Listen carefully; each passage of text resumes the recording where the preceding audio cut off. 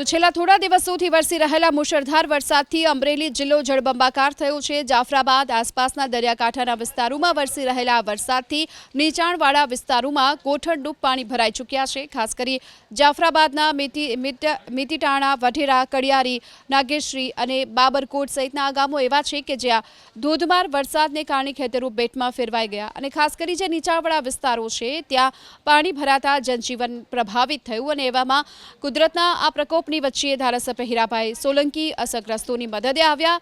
હીરાભાઈ સોલંકીએ ખુદ ગોઠણડૂબ પાણીમાં ઉતર્યા અને અસરગ્રસ્તોને સુરક્ષિત સ્થાન પર ખસેડ્યા।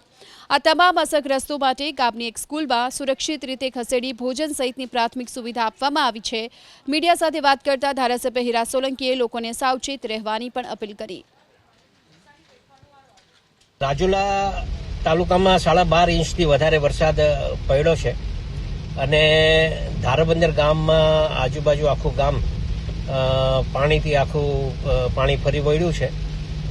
મારી ખાસ આપણા મત વિસ્તારના ઘણા બધા લોકોને બહુ સારું તરતા આવડતું હોય છે, તો આવા છોકરાઓની થોડી યાદી બની જાય અને એનો સંપર્ક અમારા સાથે થાય તો કોઈ ગામમાં આપણે મદદરૂપ થવા માટે આપણે જે ટીમ આવવાની હોય એ પહેલા આપણે કંઈક મદદરૂપ થવા માટે આપ સૌ અમારો સંપર્ક કરો અને જ્યાં જે ગામડાઓમાં મુશ્કેલી હોય એ મુશ્કેલી હેલ્પલાઇન દ્વારા મેં મારા ફેસબુક પર પણ મૂક્યું છે, એટલે એમાં પણ આપ મદદરૂપ થવા માટે આપ અમને જાણ કરો અને જ્યાં મુશ્કેલી હોય ત્યાં અમારા સંપર્ક કરો।